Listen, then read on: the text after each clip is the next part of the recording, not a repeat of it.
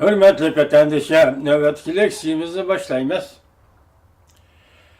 Leksiyada Sıdıka Coroz, Cumhur'un siyasi tüzülmesi ve kıyınçılığı mavzulu haber. 3. ayının 4. günü Amerika Ovası'nın Xitay Tili programması ilan kılındı. Beijing daireleri köp kıtım ifade bildirip, G'arb dünyasının hemmege beraber keladigan kımmet qaraşlarını kubul kılmaydiganlığını bildirdi. Hem de G'arbning siyasi endişesini red kıladiganlığını bildirdi. Amerika Qo'shma Shtatlar Davlat Majlisi ve tahlilchilar Cumhur'un siyasi tüzülmesi Cumhur'un tashqi munosabatlariga ta'sir ko'rsatdi deyishib keldi. Amerika Qo'shma Shtatlar Davlat Majlisi Avam palatasi Tashqi munosabatlar komiteti Asiya Tinch okean gruppasining raisi Matt Salomon efendi o'tgan hafta Washington strategiya ve xalqaro tadqiqot markazida o'tkazilgan bir qatimliq muhokama yig'inida Cumhur'un uzun vaqtdan beri faqat iqtisodning taraqqiyotiga ko'ngil bo'lib, siyosiy islohot elib berishni xohlamaganligidan umitsizlanganligini bildirib o'tdi. Şavcellon efendi, Amerika Cumhur münasebetinin kelgisi taraqqiyotini tilga olganda, Cumhur'un Dünya Soğut Teşkilatı'na qatnashishini Amerika Qo'shma Shtatlar Davlat Majlisi Cumhur'a abadiy normal savdo munosabati o'rni berish qonun loyihasining ma'qullanishi jarayonida o'zining Cumhur o'yini qamab qo'ygan qapoqni echib o'tdi deb so'zlaganligini tilga olib, iqtisodiy taraqqiyot erkinligi qo'yitilgandan keyin siyosiy islohot qadamining orqadilla agishib keladiganligini, ammo Cumhur bugungacha siyosiy islohot elib bormaganligini, kishilar erkinligining Cumhurda texmi qisib etilganligini, hatto ayni chog'da Shanganlik boshqardi deb va'da berib, bugungi kunda va'da bergan turliq hamda va'dasida yeni bilib,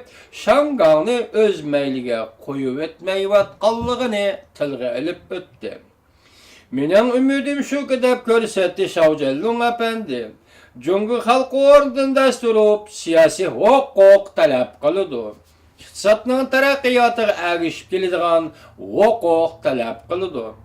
Ya'ni shaxs orzulari tayinadigan e'tiqodni tanlash huquqi, hukumatni tanqid qilish va shuning uchun turma kirmanmi deb ansirmaslik huquqi.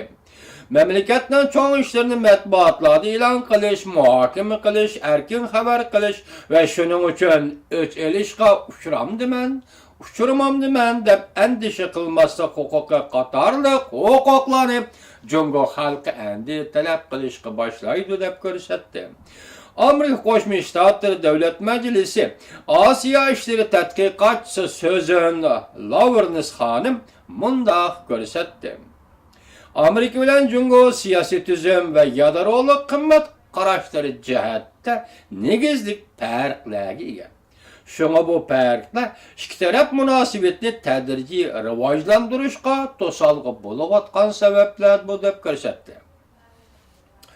Lowernes xonim Washingtonda Sharq va G'arb tadqiqot markazida o'tkazilgan muhokama yig'inida mundaq ko'rsatdi. Cumhurning rahbari Xi Jinping Amerika Qo'shma Shtatlari bilan yangi cho'ng davlatlar munosabatini taraqqiy qildirishni o'ttirib qo'ydi. Lekin bundaq munosabat navbatda qatmal holga tushib qolib, taraqqiy qildirish mumkin bo'lmadi. Chunki Beijing Amerika Qo'shma Shtatlarining ya'ni kelib degudek Cumhurning yadrolik manfaati, jumladan egilik huquqi va zamin butunligi, jamiyat taraqqiyot yo'li va siyosiy tuzumini hurmat qilishini talab qildi. Dikkat vatandaşım. Yani demakchi bo'ldiki, Beijing doiralari Amerika Qo'shma Shtatlarining Cumhur Kompartiyasining bir partiya hukmronligini hurmat qilishini talab qildi. Cumhurning Tayvanga qaratgan egilik huquq tashabbusini hurmat qilishni talab qildi. Amerika Qo'shma Shtatlarining Tibet va Xinjiangni Jungo'nun kontrol qilishini, hurmat qilishini talab qildi. Beijing yana Washingtonning Jungo'ning rayon xarakterlik manfaatini hurmat qilishini talab qildi. Chunki Jungo Amerika Qo'shma Shtatlari bilan Yaponiyaning va Koreya bilan Amerika Qo'shma Shtatlarining do'stlik munosabatlarini ko'rishni xohlamaydi. Bularning hammasi Amerika Qo'shma Shtatlari hukumati qabul qilmaydigan shartlar edi deydi Lavrnisxon. Demek, Jungo'nun reis Xi Jinping o'ttirg'i shundoq bir masalani qo'yibdi. Amerika Qo'shma Shtatlari hukumati bilan Junxo Xalq Jamiyati hukumati cho'ng davlatlar munosabatini o'rnatish kerak debdi.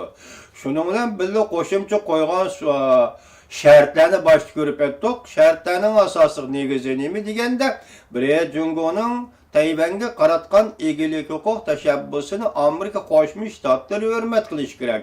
Ikkinchisi Jungo'ning Xinjiangni kontrol qilishi va Tibetni kontrol qilishini Amerika Qo'shma Shtatlari hukumati uni e'tirof qilish kerak. Demak, oxirida Lavrnisxon nima deydi? Jungo'ning bunday shartlarini Amerika Qo'shma Shtatlari qabul qila olmaydi deydi. Lavrnisxon yana mundaq ko'rsatdi. Jungo yangi cho'ng davlatlar munosabatini qanot yaydirishga nurg'un shartlarni o'tirib qo'ydi. Buning ichidagi nurg'un shartlar Amerika Qo'shma Shtatlari qabul qilishi aslo mumkin emas edi.